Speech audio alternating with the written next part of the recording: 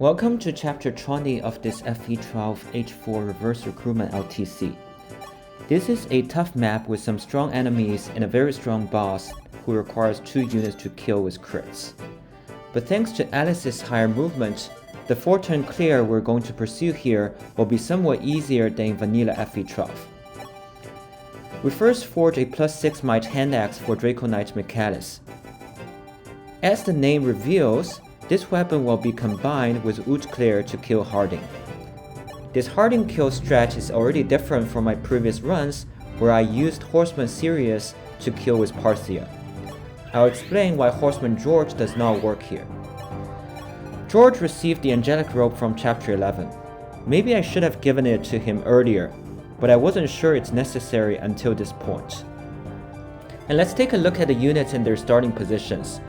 For this clear to work, Fina has to start at one of the 3 front positions. And apart from Fina, 2 staffers Lena and Merrick, and horseman Jeorge, every other unit is a 10-move paladin or Draco Knight. Both Katria and Pala are deployed, and I was wrong in my previous commentary that Medea would retire. She will still contribute in this map, while Katarina is benched because she already caps magic and speed.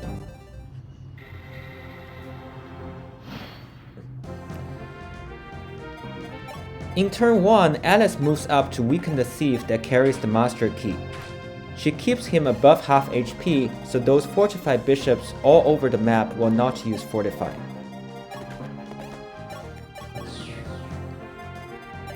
Then Fina full moves to dance Kris. Kris then full moves to chip one of those 2 heroes that block the way.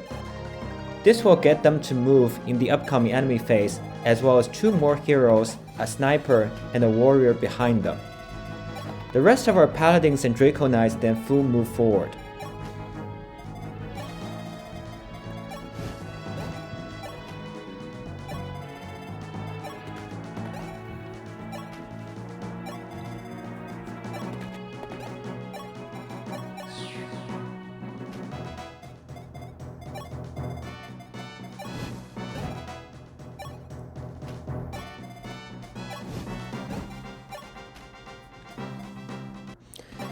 Lena uses the last thief staff on the chest that's in front of the final door before the throne.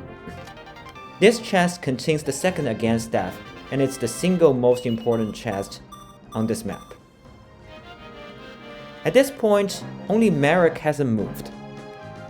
I'm going to make a save state here because I want to illustrate a glitch in this reverse recruitment mod. In vanilla FE12, Medea is the captured paladin near Hardin. And even though she's an ally unit from the beginning, the enemies don't attack her until turn 4 enemy phase. But here, if Merrick doesn't rescue Medea's replacement Aaron, then Aaron gets attacked left and right, and there's no chance for him to live. The developers of this mod are probably not aware of these subtle details. Anyways, this glitch means we had to waste a rescue use on Aaron.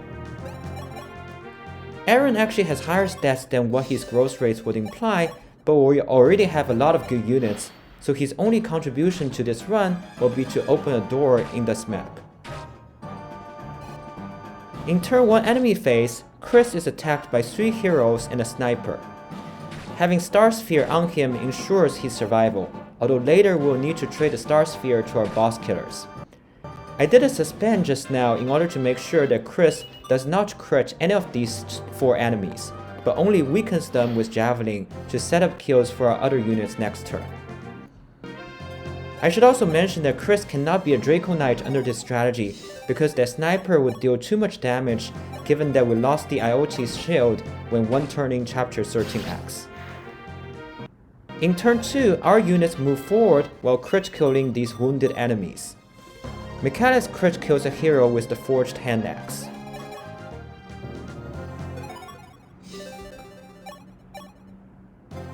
Katria crits another with Killing Edge.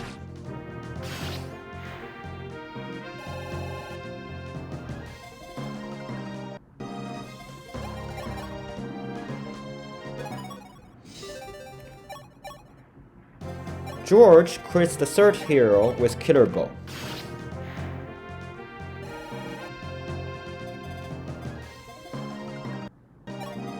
Then Medea crits the sniper with Killing Edge while getting the Star Sphere and Geosphere from Kris.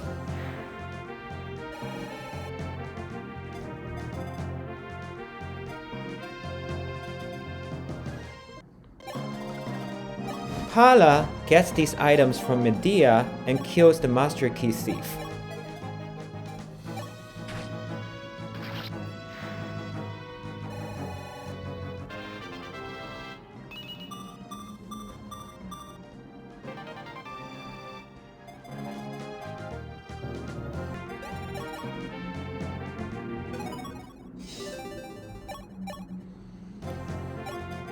Est gets the Star Sphere and Master Key from Pala, and she's going to crit kill the last of the 4 heroes using Killer Lance.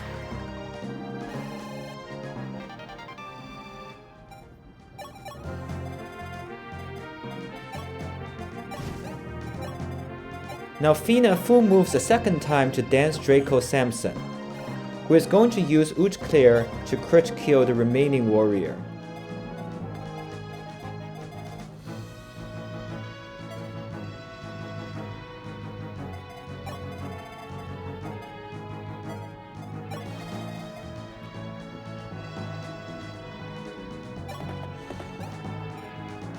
Alice full moves toward the throne, and Samson kills with Clear after getting the Star Sphere and Master Key from Est.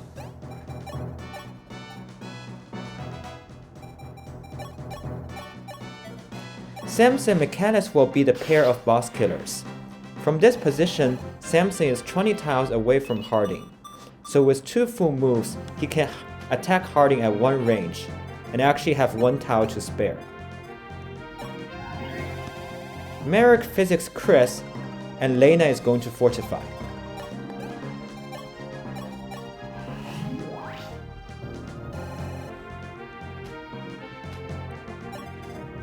Then Kris moves in front of the door but does not open it. He will weaken the spear general behind that door and also bait the longbow sniper in the treasure room to move up. Turn 2 enemy phase is pretty uneventful. Once again, we just don't want Kris to crit. We now come to turn 3 of this clear, where we encounter a new ominous situation, which is that the run carrier Kris is running off from the team. What's Kris doing? I don't really know. I guess he feels an urge to check out the bottom section of the map, which is underexplored in an LTC context. That sounds suspicious. But okay, let's just wait to hear what he reports back. With Kris gone, the rest of the team still needs to make progress.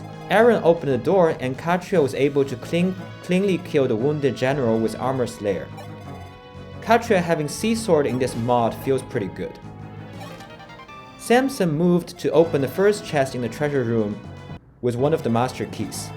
This chest offers 10,000 gold, which is the second most precious chest after the Again Staff.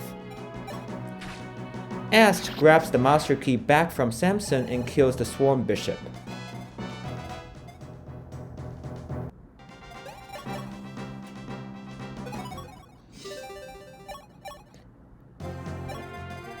Then Pala gets the Master Key from Est and crit kills the Longbow Sniper.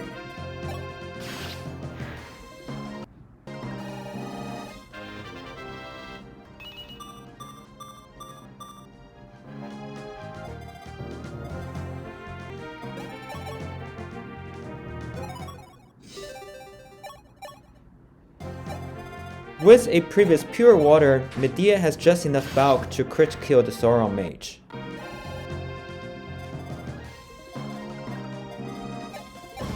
Fina full moves a third time to dance our second boss killer Michalis. From this position, Michalis is 22 tiles away from Hardin, so with 2 full moves, he can exactly attack Hardin at 2 range, using the Forged Hand Axe. This is the reason why 9-move horseman Jeorge cannot be the second Hardin killer under this strategy. But of course, this unusual Hardin kill situation is all Kris' fault, because he is usually one of the boss killers. Kris better brings back something good.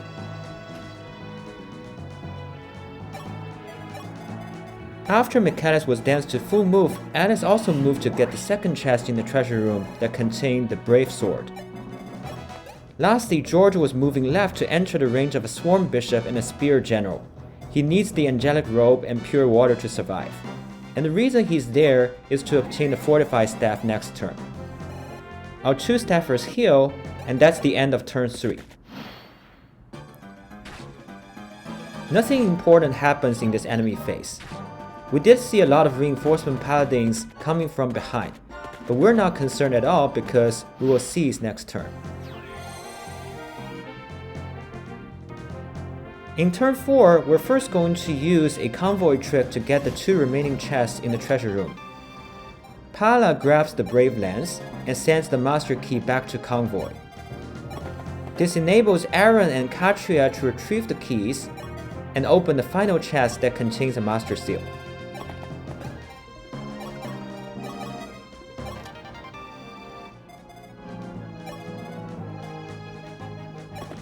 Medea has just enough move to open the final door, and then Ast will be able to crit kill the sniper before Hardin.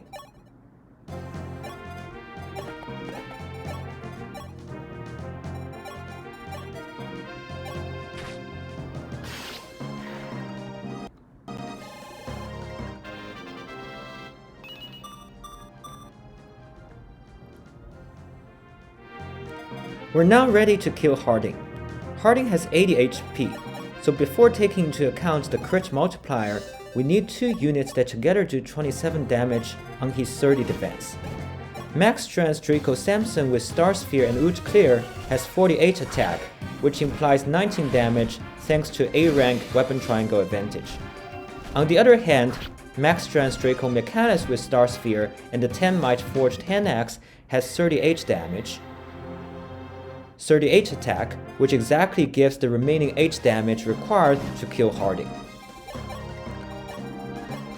We already saw the 57 damage dealt by Samson.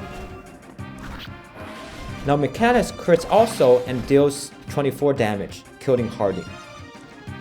In the lore, Michalis always wanted to beat Arcania and become the strongest nation on the continent. He succeeds here.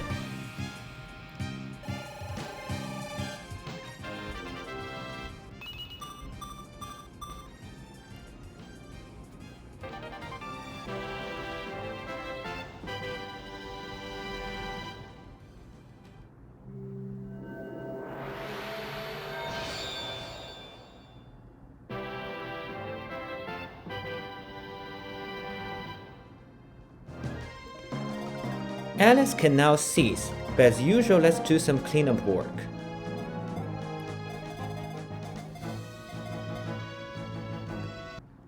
Lena first fortifies and gets a level up.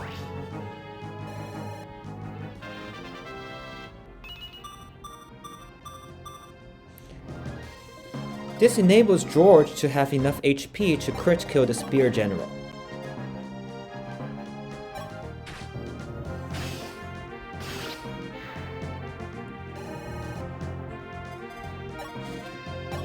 Then Jeorge is danced and healed by Merrick to kill the top bishop that drops a fortified staff.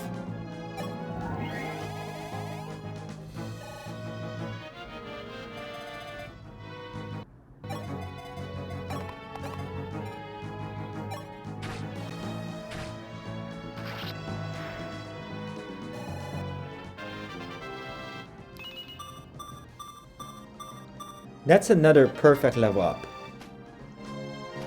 Let's not forget about Kris. What is he going to find down there? Oh wow, there's an Earth Dragon that I didn't know about. But it's weird, he actually drops an item called Dark Brass. Huh. I guess this is the Earthstone that Rad added to this mod, which he mentioned in the release notes. He said it's locked to Bantu, but look at that sexy 20 might and 1-2 range. I think he will make Bantu great again. Alright, that's chapter 20 cleared in 4 turns with 1 rescue. See you next time for the last and most infamous Gaiden chapter.